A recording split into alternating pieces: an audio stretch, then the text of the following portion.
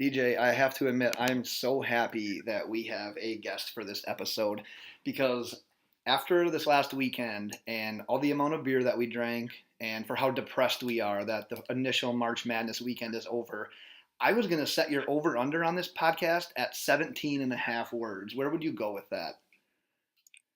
It might be dead on. I'm not saying too much. Not counting this. Let's not count this. But in the actual regular after intro, I've got a plan, and it's not going to be a lot of words today. Yesterday was the worst. Yesterday was a terrible day. Well, let's relive a little bit of that March Madness party, and let's get loaded. Because this is... all the caps. This is the Loaded Box Podcast. Where we never finish first, because we finish last. Oh, thank you once again for tuning into the Loaded Box Podcast. I am Ben Morgan. That is DJ Primo. And as we alluded to in the intro there, we are going to be joined by a guest. We are joined actually by Zach Hicks, who is the senior lead writer for Stampede Blue, which is the SB Nation site covering the Indianapolis Colts. He's also a contributor with the Draft Wire. We're going to be kicking off our NFL Draft Prospect Preview podcast with Zach, who will be breaking down some of the top cornerbacks in this year's draft with us. But first, Zach, got a hit on a tweet that you put out the day before, actually, we originally planned to do this. That tweet read, "Tonight is my girlfriend's birthday, so after 5 p.m., I'm going to be putting my phone on airplane mode in order to spend time with her. So we got to ask, what's the punishment for being on Twitter during a date night? Because that's literally my wife's one request on date night, that I just don't go on Twitter. And it is hell, especially during free agency period. So I'm already paying the price for me doing it. I want to know, what would be the price for you doing it?" Oh, man, I would just get glares the entire night. I would get no covers in the bed at night either. She would punch me every now and then, give me some dirty looks. When it's not a pretty sight if I break the no phone during date night rule, especially on her birthday. So I'm very glad that I kept off, and I had a couple long bathroom breaks with my phone. Nice. But besides that, that's a heady play. I think it was pretty good. The looks that I'm getting from DJ makes me look like DJ just does not abide by that request whatsoever, and he is literally on Twitter, and he probably tells his wife just to maybe not to even make eye contact when he's on Twitter. What do you do, DJ? I mean, there are no rules for date night. I do whatever the fuck I want. I got a question. What does airplane mode even do? I think that's like the biggest fallacy in the world. I've never even used airplane mode in my entire life. What is that? Is that an actual thing? It turns off notifications, so you don't get there's nothing popping up on your phone whatsoever. So that's there's actually this thing on your phone called a power button, and if you hold it down long enough, it shuts off. Well, obviously, I have to look at the time. I mean, come on. Yeah. That's true. Zach, before we get started here breaking down some of the draft's top cornerbacks, do you want to tell the listeners where they can find your work? Yeah, so like you guys said at the beginning, on Stampede Blue, do a lot of draft work on there with draft interviews, with film breakdowns, all that stuff. So Stampede Blue, and then also on Draft Wire. But if you guys want to follow me on Twitter, it's at Zach Hicks 2. I usually respond on there, so go on there and if you guys want to talk whatsoever, just go on there to at Zach Hicks 2 on Twitter. What's the deal with the 2? Was there already a Zach Hicks? Why aren't you number 1? And you know how NFL players want their jersey numbers. Why haven't you made an offer to the original Zach Hicks to steal that? You've got to be cooler than Zach Hicks 1. I made this back when I was a freshman in high school, I think, and I was like, I'm just gonna be Zach Hicks, it's easy. And then I think somebody had that, and then someone had Zach Hicks 1. Someone had Zach Hicks 0, and I was like, God damn, I'm just gonna keep going up the list until I find one that works. And luckily, 2 was available there, so I got Zach Hicks 2, and it's fine, it's whatever. I don't have any grudges against Zach Hicks or Zach Hicks 1. Oh, me and DJ have the grudge for you. We'll put it that way. I'm gonna reach out to him literally after this. DJ, do you have a question? Or are you agreeing? I just looked up Zach Hicks 1. And he has 0 followers, and he's following 0 people. So I feel like you should automatically just get it. That's bullshit. I gotta offer him some money. You have to offer him nothing. All you got to do is come to his house, kick down his door, and tell him to log off Twitter. That's literally all you would need to do. Nice. Oh my gosh. Well, we appreciate all the listeners, especially if you're listening on YouTube. You're going to notice that Zach is a blue stick figure, and in real life, I promise you that's not what he looks like. But with that being said, Zach, let's bust into your number one overall cornerback heading into the 2019 draft. Yeah, so my number one corner is Byron Murphy out of Washington. A little bit on the smaller side. He's not really a man corner, but just from fluid hips, zone coverage technique. I saw you guys send me some. Did you guys do that on purpose, by the way? Just send fluid hips to me? Like, what was that about? Oh, yeah, you said it before I could even get to it. Jesus Christ. I was going to leave it open for whatever your interpretation was. And my first question, well, just keep going.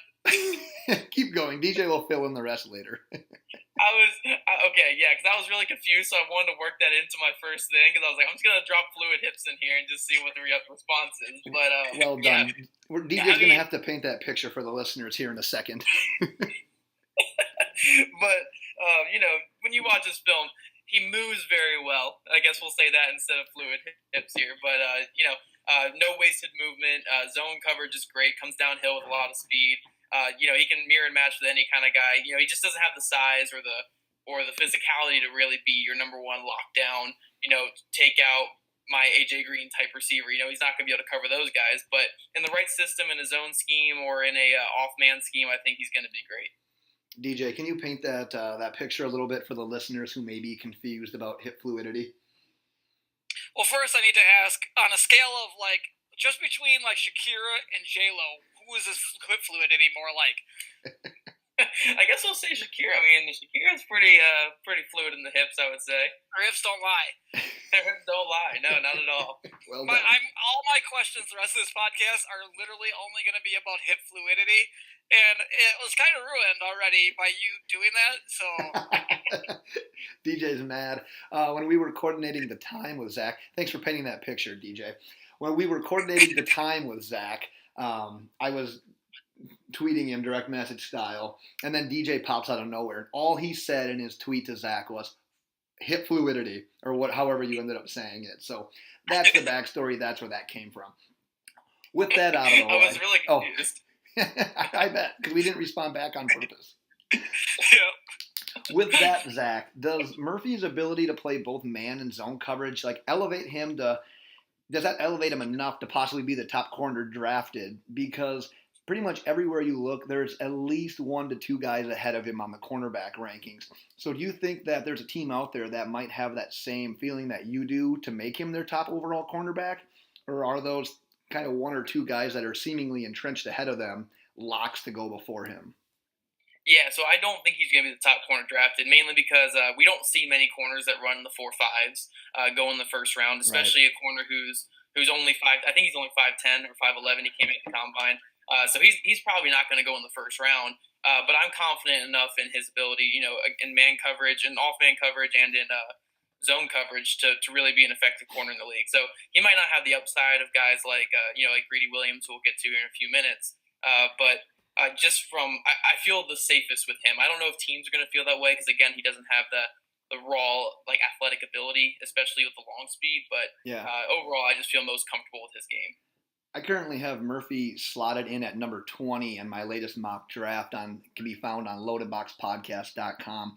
I've got him at 20 to the Steelers. Do you like that fit, or do you think there's a certain team or a scheme that he would fit best in? Yeah, so I think he would be a great fit with them, just because they just need talent on the outside. I mean, the Steelers have no cornerback, depth chart really right now. I mean, they've already Burns still out there, I believe, on their team, which is a horrible decision. I think Joe Hayden's the only solid player they even have at the cornerback group. So just adding a talented player like Byron Murphy would be great. I cover the Colts, so I would like him with the Colts. I think that in their zone and off-man scheme, he'd be a really good fit there as well. Nice. DJ's offended by the bleep. Not a fan. Put that shit on airplane mode. That was mybookie.com. That was apparently I'm a gambler now because it said mybookie.com sending me. hey, as long as it's something gambling related, I can get behind it. DJ's still shaking his head, but 100%. Zach, so you got Byron Murphy number 1. Let's get weird with it. Let's go to your number 4 cornerback. My number 4. Oh gosh, you're making me change it up right here. I have DeAndre Baker as my number 4, and I think the biggest thing with DeAndre Baker that a lot of people are having issues with, again, is just his long speed. You saw a lot in college where he was getting beat deep. A lot of receivers. I think there was a Missouri receiver, Jamal Moore, last year, who ran like a 4.5 or a 4.6. Blew past him a couple times in Missouri's game against him, and you can just see the speed deficiencies there. Now, everything else on the field though is just great from him. From ball skills to length to just zone coverage, breaking on passes. I mean, he does a lot of things well in the field. It's just that overall speed and athleticism was the biggest concern. And apparently, there's some off-field issues, which I don't really grade when I'm doing stuff because I have no clue what's going on with that, but apparently he has some character concerns and he has some motivation concerns as well. But on the field, besides the speed, I think if you can get him into like a really zone heavy scheme, I think he'd be a really good fit in the NFL. DJ, do you want to do your hip fluidity question? No, I was going to wait for your next question because I have something to say after that. Oh, beautiful. So my question for Zach is, you already kind of said this, that Baker's shorter than your typical cornerback that you look for. But do you think Baker has that ability to mask that deficiency, since receivers in the league sort of seem to be evolving from like Calvin Johnson, Julio Jones, Terrell Owens, like body types, to players that are like Deshaun Jackson, Tyreek Hill, a little bit shorter, where you don't have to be as tall and as physical to play the position. Do you think that that's something that he can mask and kind of overcome? Yeah, I don't think it's as big a deal as it used to be. Teams like having big corners. They like having big corners because they can just beat up receivers at the line of scrimmage. Like Richard Sherman was great at that, where he could just get physical with the receiver and knock him off his route to start the play. But Baker can kind of do that already because even for a shorter corner, he's got really long arms, so he can already have kind of that ability to hit receivers at the line of scrimmage and knock them off. And that's the only real thing that teams like having size for. It's just that arm length and hitting guys at the line of scrimmage. And how many times is he really going to have to go for a jump ball with a guy like AJ Green or DeAndre Hopkins? Right. Probably not much, because I think ideally he's a cornerback 2 on the team, so he's not really going to be following those guys. So I don't think like the height issue is that huge of a deal anymore. Nice. Yeah, I don't see being a short cornerback as a big problem anymore. I don't know if you guys have ever heard of this guy. It's DJ Primo, graduated from West Salem High School. 5'7" cornerback. 5'7". Best cornerbacks in the state of Wisconsin. Lockdown guys at State in 2006. Go watch his videotape. Great hip fluidity. Good feet. Lockdown cornerbacks. One of the best cornerbacks you'll ever see. 2006. State. Check him out. DJ Primo. Would you describe his current situation as an athletic bod or a dad bod? Probably dad bod at this point. I saw DJ for the first time this weekend in a while, and that kid, man, you're up to what, like $150 now? 155 I measured last night, so I gained 5 points, 5 pounds over the weekend. It's funny because most people would hear that and be like, that's a skinny mother effer. But DJ is like lifelong, like 120, 130, 135 tops. So DJ looks like an all-out dad bod now. He's embracing it. It's fantastic. Big time. Well, that was me too, man. I was 5'10", like 120, 130 throughout all of high school. And then now after high school, and I'm not really playing basketball or moving as much anymore, I'm 160 something, so definitely got a little bit of a belly now. Hey Zach, I'm gonna send you some of my highlight. I still have some of my highlight tapes. I want you to break me down on Twitter.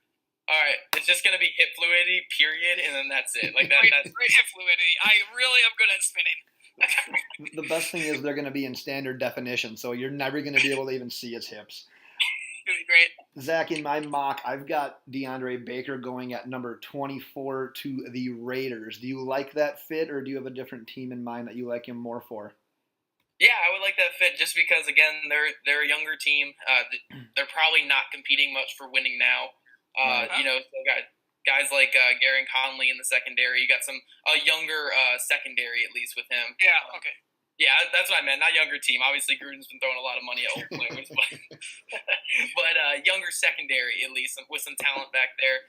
It doesn't really have the pressure for him to come in and be a lockdown guy right away, but he can fill right in at that cornerback 2 spot with Joyner kind of playing that safety nickel spot and Conley playing on the outside. So it's not really a need for him to come in and lock down guys one-on-one, but he can kind of settle in as that cornerback too. I think that would be a good fit for him. Right.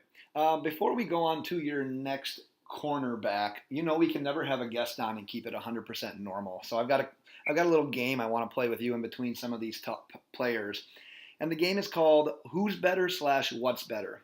So this category is NFL player. I need you to let me know who you think is better. First question is Antonio Brown or Julio Jones? Oh gosh. I'm gonna have to say Antonio Brown. Oh, heartbreaking. Julio has better traits and intangibles and stuff you can't coach, from speed and height and everything. But man, Antonio Brown's just a different level, which is how he produces every single year. It's so close though. If the gun to my head, I'd say Antonio Brown, but it's so hard to pick between them. Well, DJ's giving a shit-eating grin. My heart is broken. Let's go to the next one. Edgerrin James or Ricky Williams? I'm taking you back a little bit here. Oh man, I'm really young, man. I'm only 21. I don't. Man, I was like in elementary school watching these guys. Just say Ricky Williams then and make me happy. Yeah, let's go with Ricky Williams on that one. Why not? Beautiful. And the last one, I needed to throw one in here for DJ. Aaron Rodgers or Tom Brady? Fuck out of here. Oh, man. I mean, are we going from just who's the GOAT, who's better? Who's your guy? Who's your guy? You got to pick one. I mean, it's hard to go against Brady. It is. But, oh, man, Rodgers is the greatest thrower of the football I've ever seen. So it's more of like the Antonio Brown and Julio thing. Gun to my head, probably Tom Brady, but that's so hard to pick right there. Thanks for being decisive. Let's move on to your number 5 player.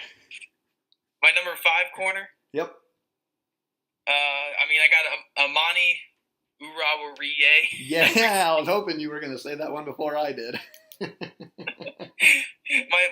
did a podcast with the guy at Stampede Blue, and I was so glad when he's the one who said the name instead of me. And then when he asked me how to pronounce it, I just said Tamani O. Is how you pronounce it. That's a heady play. I like that. Just say "Oru," and then you're good. Yeah, it's impossible to say, but I really like Amani O though. I think just from his again, from a length perspective, from a footwork perspective, I think he's a really good corner. I do think he needs to clean up some parts of his game, some consistency concerns. I do think in press man, he needs to have better footwork and just better patience there. But overall, again, we're talking about a guy with, I think he's over 6 foot, has great arm length. I think he ran the 4.4s, looked good at the Senior Bowl. He kind of brings all that to the table. And I think, honestly, at the end of the day, he might be cornerback 1 or 2 taken in this draft just because. Wow. Just because he tested well, and just because teams in the NFL they love those guys who test well, Yeah. They love taking chances on those 4'4", 6 foot corners. That's why even if you and I don't have Greedy as our number 1 corner on our rankings, the NFL probably has him as a top 10 player or a top 15 player just because he ran 4.3 at the 6 foot corner. But I like Amani O. I think he's a good player. Maybe not as good as what the NFL is going to think of him, but he has all the traits to be a good player. That bleeds in well to the question that I had about him, because I've read about him having the tendency to jump routes while he's in zone coverage. So this trait can definitely burn you, but do you think that trait is something that NFL talent evaluators are more likely to live with, since creating that turnover and stealing the possession can be so valuable in a game? Yeah, no, it's definitely something that's changed over the last couple of years. Not saying that it wasn't valued, 10, 20 years ago, but recently with offenses all scoring at will, like last year we had, I think, 3 or 4 of the most efficient offenses in NFL history, all in one season. It's so big on the NFL now to create turnovers. So a guy like that will maybe be more valued now than what he was 10, 20 years ago because, you need to create turnovers. Like we all saw the Chiefs and Rams game on primetime last year. The offenses are scoring, but defenses are also scoring. It's so important to kind of keep your team in the game by creating turnovers. And a guy who can jump passes underneath, I think that's just so much valuable in today's NFL. Right. You know what? Talking about these corners brings up a really good transition into the breaking rule. The rule that just broke that came out today. Oh, yeah. Just like, what was it, 10:50? I don't know, whatever. I just got the notification like 15, 20 minutes ago where all pass interference, non-called and called, can be reviewed. Do you think that affects how people are coached as a cornerback, or how a cornerback plays it, knowing that he can be have a challenge flag thrown at him at any time? I don't think it affects coaches much because coaches, one, are stubborn. They don't like to change anything about them, even if it's a completely different game. They don't like to change anything. But also, I don't think we're gonna see that effect yet. I think if in big games they start calling ticky tack stuff on challenges, that's when coaches will be like, okay, maybe we should change it up a little bit here. But I don't think it's gonna overall affect that too much. My biggest thing is I don't love this call just because I don't like the ability to challenge something that's like a what's the word Judgment. for it? Like it's a judgment, yeah, a judgment call. Yeah, Right. I don't like the ability to like obviously if it's egregious like the Saints won last year in Right. the championship game, that there should be something for that. But man, it's a judgment call. One guy like I could see one play and think it's pass interference. You guys could see the exact same play and think it's not. For sure. I don't know. There's no right answer for stuff like this. Where other challenges, the ball hits the ground when a guy's trying to catch it. Well, that's probably a bad example because nobody knows what the catch is anymore. You'd think that would be but obvious, but it's not. yeah. But most things that you can challenge are, it's either right or wrong. Where this, like, it's not really a right or wrong. It's all a judgment call. So Right. this rule is going to be really hard to enforce, and I have no clue what they're going to do with it. I'm just worried that, like, come down fourth quarter out of the game, that there's going to be more penalties, like, every week, and then you see some of the cornerbacks, like Richard Sherman, the more physical guys, get taken out of their game because they're getting more. It's going to take some guys who use the are more aggressive cornerbacks out of how they actually play because they're going to start getting more penalties called out of them. That could be real frustrating. Right. Yeah, and like under 2 minutes, it's going to be the most annoying thing too. Like 1 o'clock games might not end till like 7 p.m. at night. That's 2 what I was minutes, saying. the NFL could just call down. It's like, oh, there was an incomplete pass. It's like, oh wait, that corner on the other side of the field bumped some dude 10 yards Right. down the field. Let's throw the flag on him. And it has the potential to be a really bad mess. Oh, for sure. And hopefully it's not, but it could definitely be a mess. Right. Zach, I did not have Amani O in my first round mock. Is that a mistake? And if it is, which team would you think maybe would take a chance as a good fit in the first round?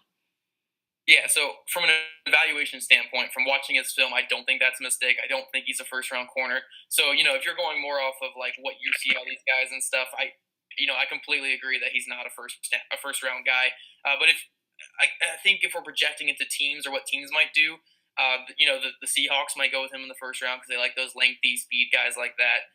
Another team would be the Texans because they like to take those athletic corners in the first round. They like doing stuff like that, and they like ignoring their offensive line deficiency. So I could definitely see them going that direction in the first round. So probably in that like early 20s range, I think he could go around there. Nice. Let's move on to round 2 of Who's Better, What's Better as we wait for your final 2 of your top 5, and as we have DJ got called up to the big leagues here, so it's just you and I for a second here. But this is round 2 of Who's Better, What's Better, and the category is beer/alcohol. So the first one is Miller Lite or Bud Light? Oof.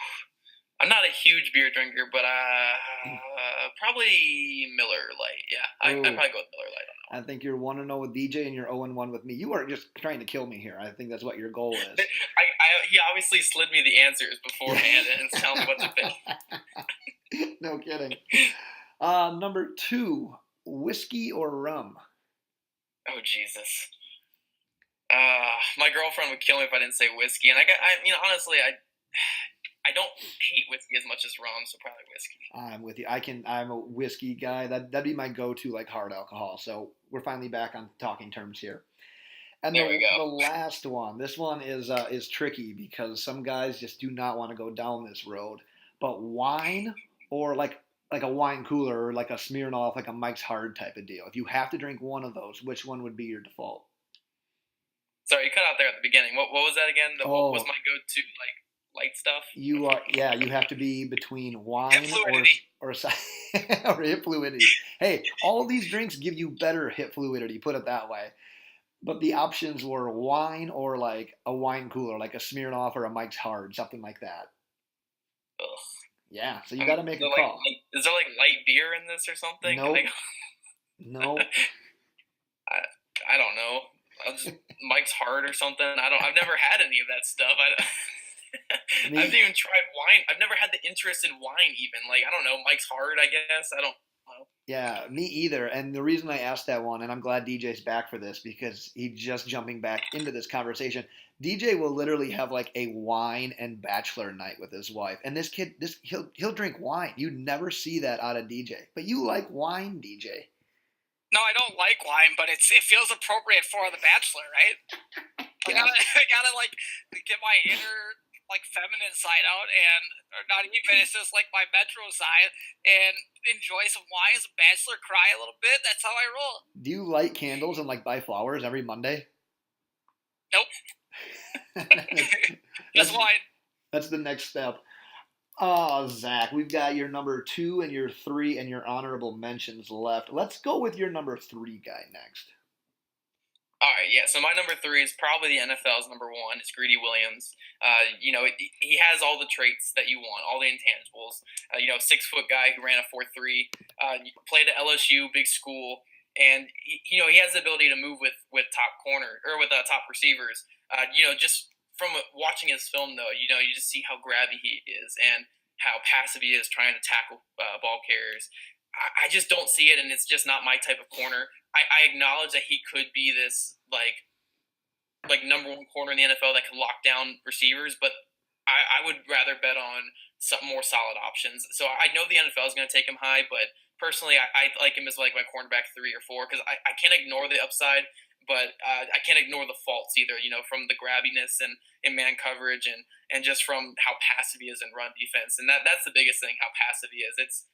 It's really bad to watch him try to tackle someone. Yeah, that also bleeds in well to my question because the biggest, sorry DJ, the biggest knock I've seen on Williams is the fact that he doesn't make it a secret that he wants no part of the run game. So I wanted to ask you, have you been able to find a cornerback maybe in the past that struggled with that part of the game in college, but they've been able to adapt to at least be an adequate player against the run in the NFL? Or is that just something that's just kind of, that's part of them, that's who they are, they're going to make their money on the outside trying to shut down the pass. They don't want part of the run game. Yeah, so the biggest guy that comes to mind that had a very similar issue in college was Ahkello Witherspoon out of Colorado a couple years ago. He was super fluid, lockdown type of corner on the outside, but just his run defense was not great. He would just kind of get bowled over by guys. He really didn't want too much part of it. His tackling form was terrible. I haven't watched too much from the NFL, so I don't know if he's turned it around. I know he struggled a little bit to adjust the NFL game. So I don't really know any examples of guys turning around, but just from that perspective, from that weakness perspective in tackling, I think he does remind me a lot of Ahkello Witherspoon, and Witherspoon was one of my guys coming out. Like I loved Ahkello Witherspoon back in that draft. But it is a real issue, especially in today's NFL where they like to push the boundaries a lot with screen games and sweeps and stuff like that. You need to know how to tackle as a corner, and that just how passive he is. I hope they can coach out of him, but it's definitely scary from an evaluation standpoint. Hip fluidity, DJ? Yeah, on a scale of, all right, rate his hip fluidity on a scale of 1 to Bobby Kraft.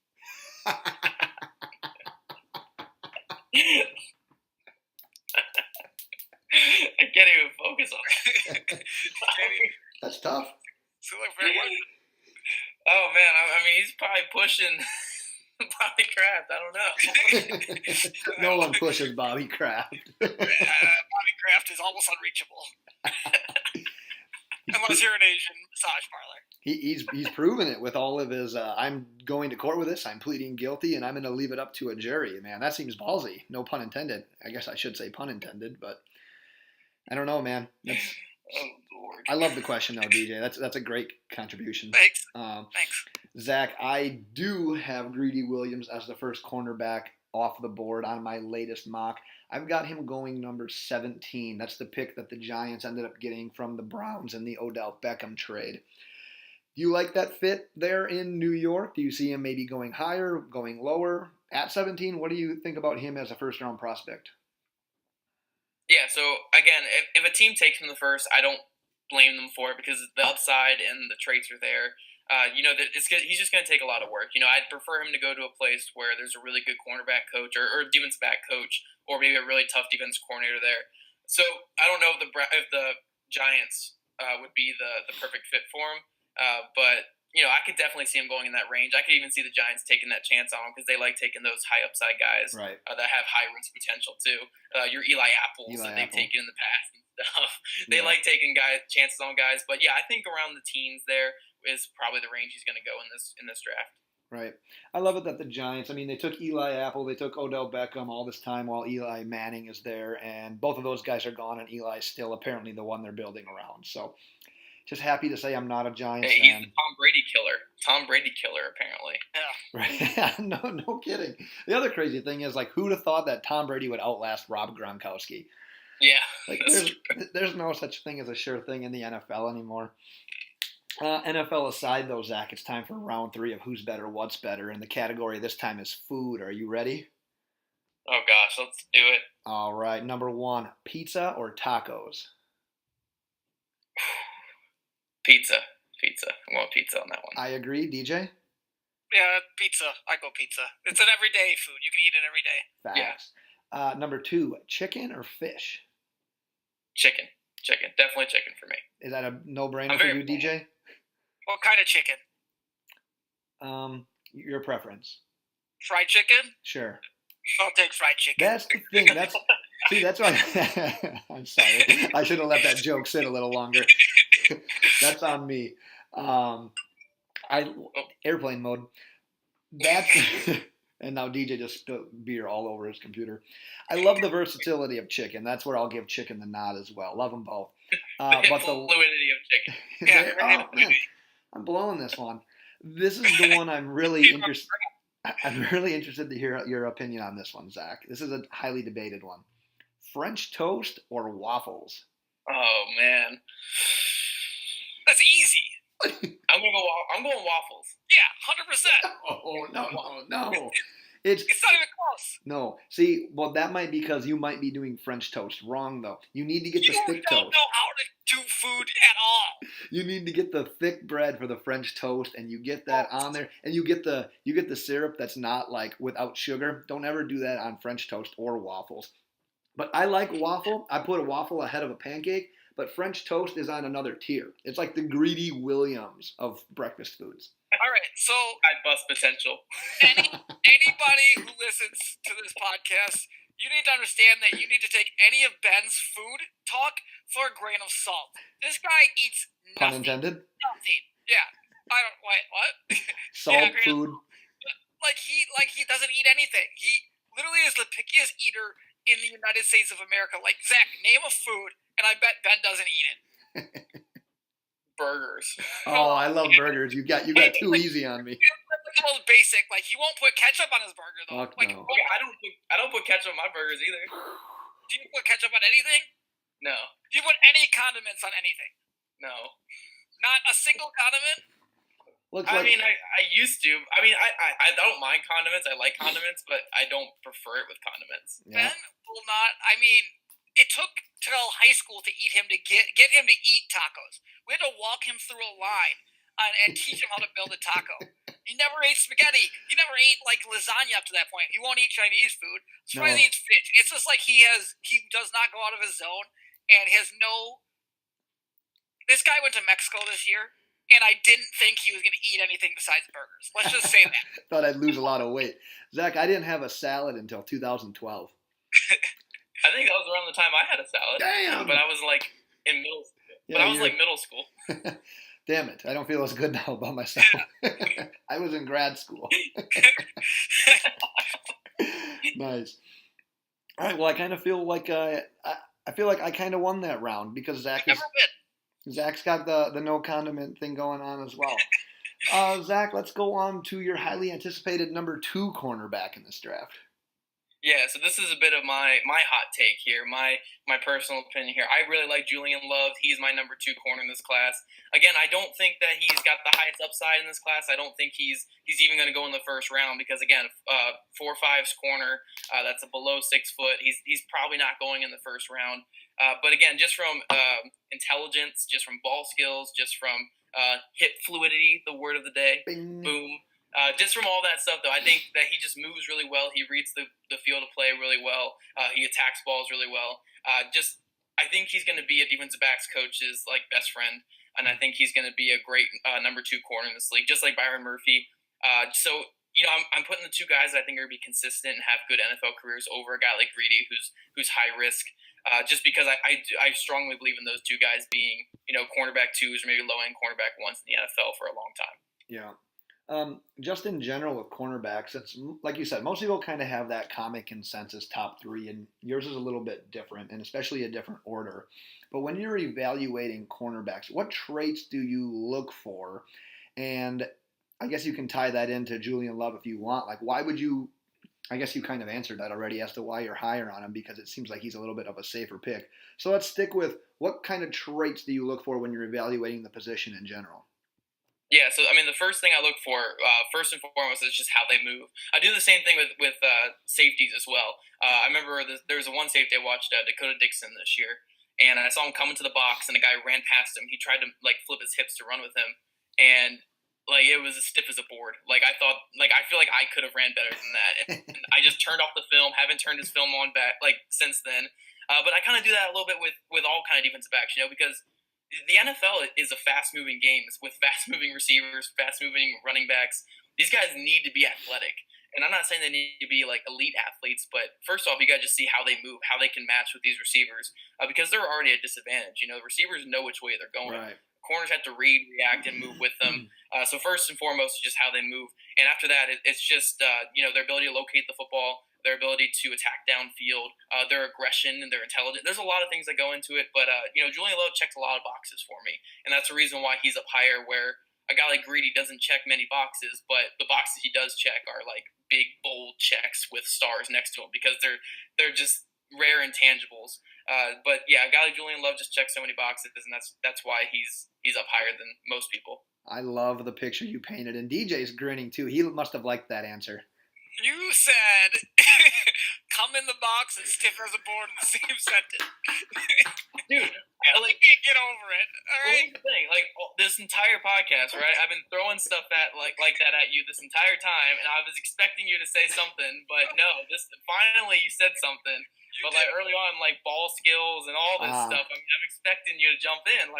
I was laying them up there for you. I'm glad you finally jumped in and dumped it home. Well, I didn't want to say too much because I didn't want to interrupt you, and you have troubles hearing me when someone else is talking on this pod, so I didn't want to interrupt, but I had to wait to just come in the box and stiff as a board. That was pretty fantastic, Zach. You fit in well with us. I love your guest appearances on the Loaded Box podcast. I don't know if I've asked you this yet, so I'll ask you anyways. Is there a certain team that you feel would be a good fit for Julian Love? Yeah, I mean, I'm biased, so I'm going with the Colts just because I like, again, his fit in his own scheme. Colts are going to be deep at corner this year. What was that? So the Colts are going to be deep at corner if they get all your guys. Oh, yeah, man. They're just going to spend they're going to keep trading up to draft all these guys. Everyone but Greedy Williams is going to be in a Colt uniform. But, Colts are the team I studied the most, and I acknowledge him as a fit. But, just smart teams with good defense, like the Eagles maybe on the back end of the first round there, or back into the second round even, depending on how the NFL values him.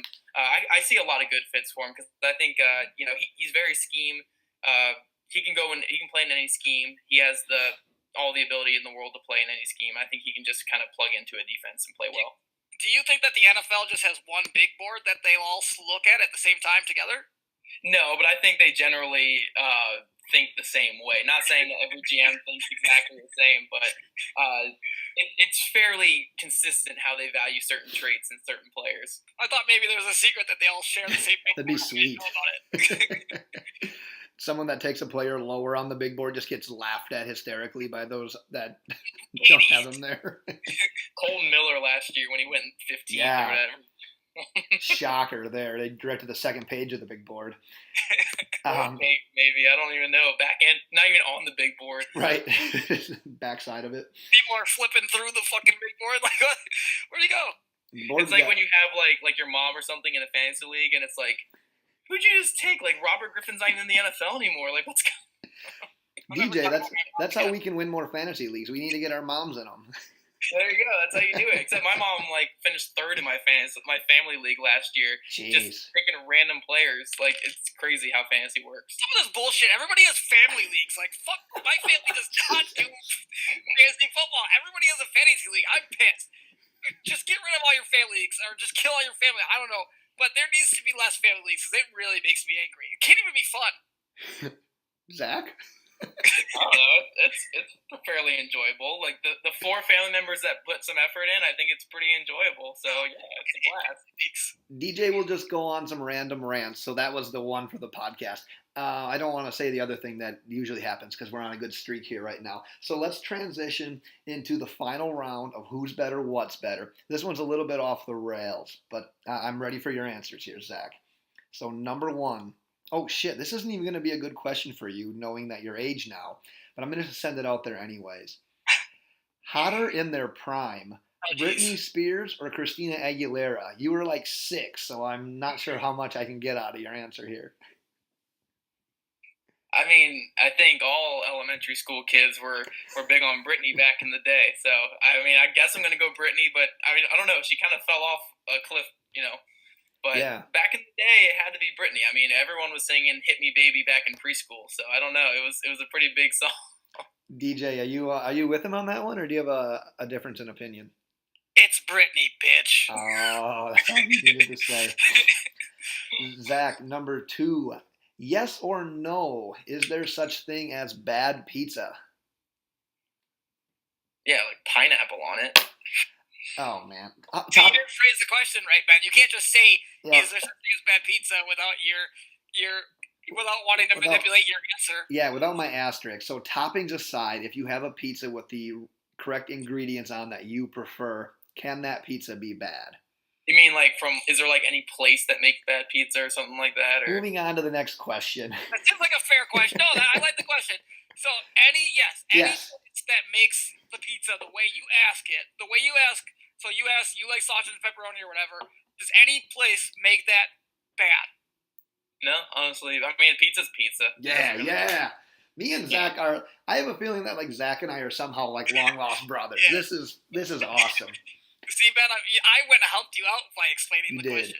Yeah. Zach, I've asked that question to multiple people, and they usually disagree with me, even though I think they're wrong. We broke it out at our March Madness party last weekend, and I was the only person in the room who said, no, there's no such thing as bad pizza. And I will fight that to the death. But I was the only single person in the room who felt that way. Always are.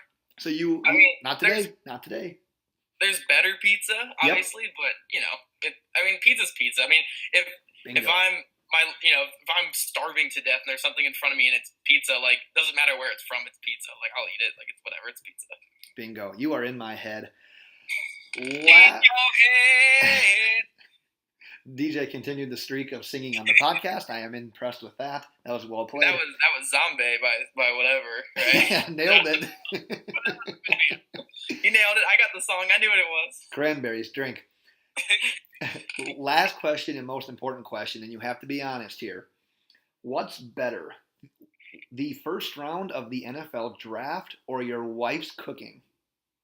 Or I guess my girlfriend's cooking. I'm sorry, your girlfriend's cooking.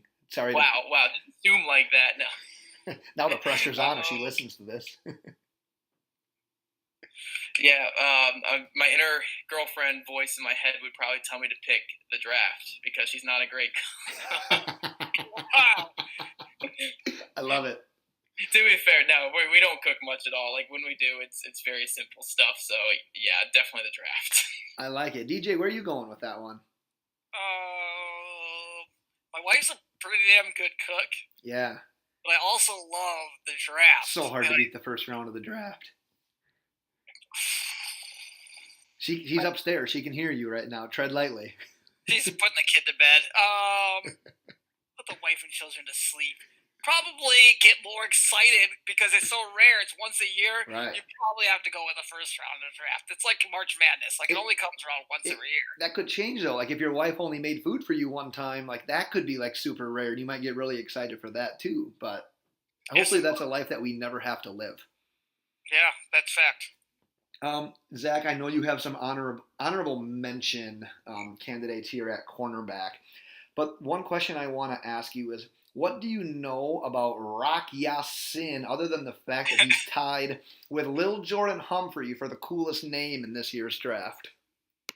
First off, I mean, Rocky Sin's a great name, but have you guys seen like Hamp Cheevers or Clifton Duck is in this class as well? Like, there's some good names in There this are some class, but great Hamp names. Cheevers needs to be in your top 2 or 3. Hamp Cheevers is an elite name. That is a great name.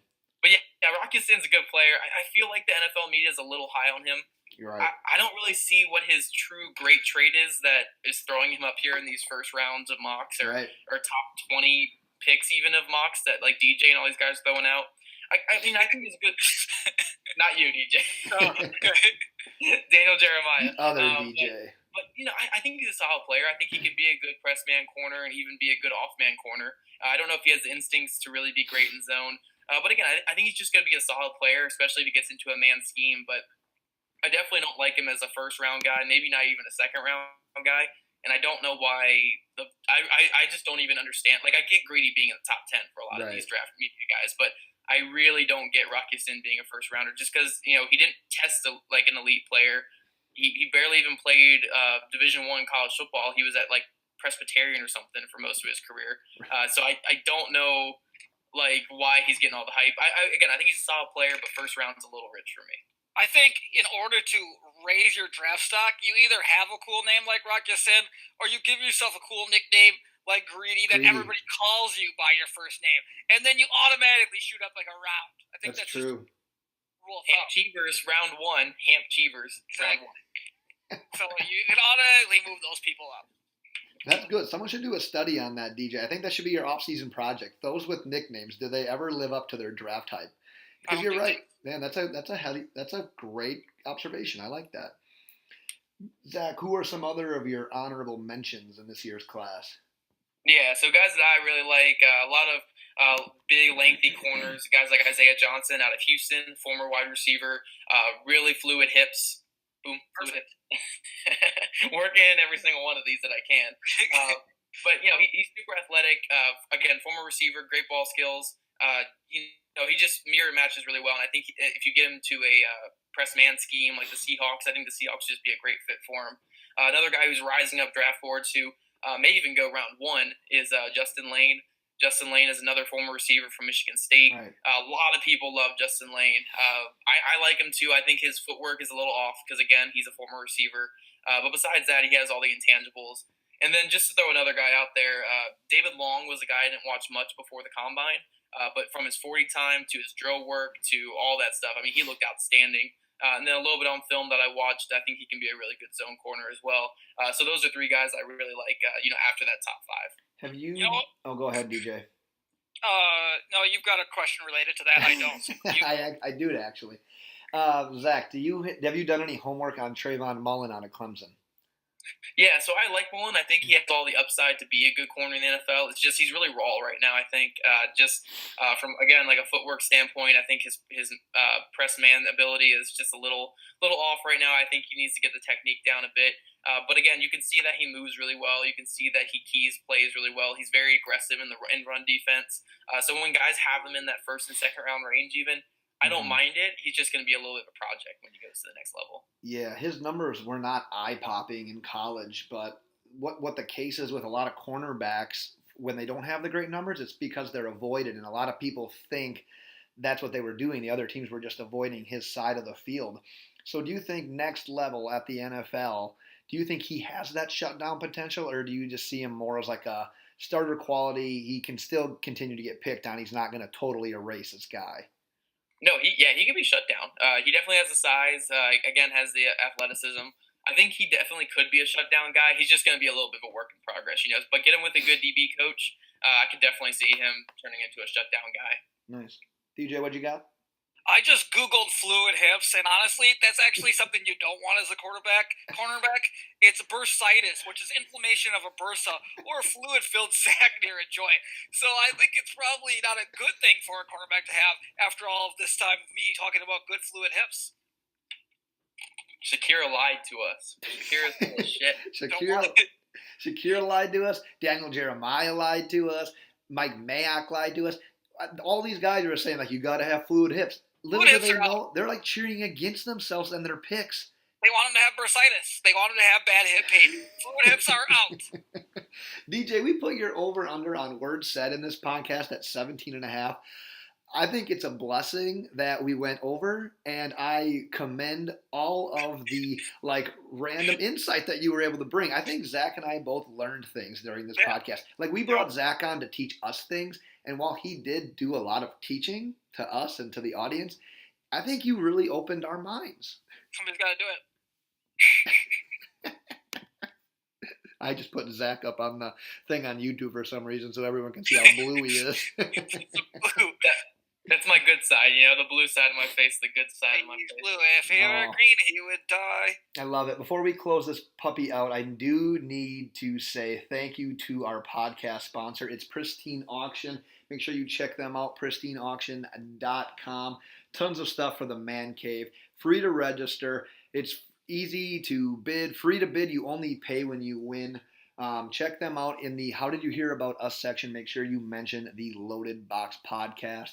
But check out pristineauction.com today. Zach, that's all the questions that I had for you. I do need to say thanks for all the insight you did bring us and for playing along with our games. As you know, this is the second time on the podcast, and we like to be a little bit different. We wanna test our guest a little bit, and for the second time in a row since we've had you on, you played nice. You had a couple of answers that kind of disagreed with what I would have thought, but you totally redeemed yourself with the bad pizza answer. So you're all good in my book. DJ, how do you feel? I tried to get us not to have him on after the whole sick thing that came on. So I'm still he's moved. He's really dropped around or two in my podcast visit. Yes. Character concerns. He's Doesn't show up to meetings on time. Exactly. No, we tried having Zach on a week or two ago, and he ended up getting sick, and DJ and I scrambled. I don't know if you caught it or not, but we ended up just getting a guest last second, and we did an impromptu podcast. We had no plan. We had no agenda. We had nothing. We literally just talked about whatever came to our mind with one of the guys from Beerfield Fantasy. So we just put down a couple of beers and shot the shit, and it actually turned out well. So I think we got the best of both worlds because we got to do that podcast, we got to drink beer, and now we still get Zach. There you go. Yeah, no, those impromptu ones are crazy. I am sorry, guys. It's definitely the time of year where you can't get sick because of podcast appearances. Right. Podcast appearance season. On top of the blue face, I didn't want you guys having some just scratchy voice here, guys. But I'm glad we were able to do this, though. Come on, I always enjoy coming on your guys' podcast. Absolutely. Is that another sex joke? Stop that. Damn it, Zach. I'm just setting you guys up. That's all I'm doing. I love it. Before we close this puppy down, do you want to tell the people one more time where they can find your work? Yeah, so if you guys want to, again, follow my Colts work or any of my draft work on StampedeBlue.com, if you just click on the author section under Zach Hicks, you can find all my work there. And same with DraftWire. I got a lot of prospect interviews and draft work over there. But if you guys want to reach out to me at all or tell me that my pizza takes are terrible, Zach Hicks 2 on Twitter. You can find all my stuff on there, and you can talk to me whenever. So Zach Hicks 2 on Twitter. Just follow me up on there. Soon to be Zach Hicks 1. Thank you once again for coming on our podcast. As always, listeners, check out the Loaded Box podcast on Twitter as well. At Loaded Box, check out our website. We've got fantasy rankings. We've got mock drafts. We've got articles. We've got our podcast there. LoadedBoxPodcast.com. Check us out on iTunes, Google Play, Spotify, YouTube, all the above. Subscribe, rate, and review. And with that, DJ, send us out. Orange vanilla Coke. Bye.